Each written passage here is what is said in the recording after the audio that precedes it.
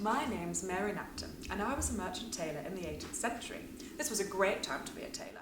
Did you know that the merchant tailors had almost 139 women that were allowed into the company in almost 100 years? York had a thriving social scene at the time, didn't it? There was the racecourse and the assembly rooms on either side, which attracted the gentry from across the north, meaning that there was a high demand for fashionable clothes, which is where myself and Philip came and I almost forgot. I was going to say, I married Mary in 1750 at All Saints' Church on Pavement, the Merchant Tailors' Church actually. But before I met Mary, I was a peruke maker, making wigs. I mean, not that I'm wearing one. But Mary was a good tailor with lots of potential, so we thought it best to work together, and I learned how to become a tailor too. Indeed, and my mother, Mary, was a merchant tailor also, and my father, Samuel, a weaver.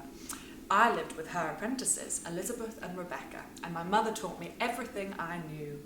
But I'm sorry, Philip, only women were allowed to be mantua makers. You can say that again. Plus, mantua makers were a shilling to a dozen in York at the time. It was viewed as a less skilled profession than tailor or drapery, so you had to stand out. You could tell who was good and who wasn't, based on how much they charged their apprenticeships. I think we did rather well on that count, though. We had 14 apprentices between us.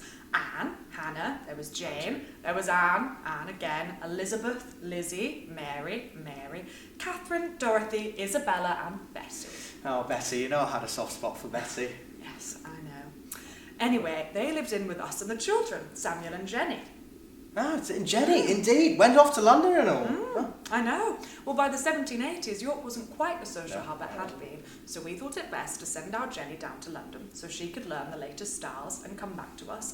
And it was a roaring success. Not only that, but we put an advert in the York Courant too. Very proud of that. Yeah, I know. Which meant that people knew to come to us for the latest orders, which Jenny had proved were changing. Too right. The French folk were dressing in simpler linen and not the fine silks we were used to working with. No. We had to change our product to meet demand. Indeed, I know. It was a shame in some ways because I missed making sacks and the mantuas. The beautiful wide skirts and silk stitching when they were sewed correctly, they were so elegant together. But having said that, we still were very lucky to have a roaring trade as much as we did. Being positioned on Davygate helped. Right, posh area, good footfall. Exactly, near Stonegate and Cody Street as well, meaning we could drag in passers-by when they were going past. Yeah, nab 'em, indeed.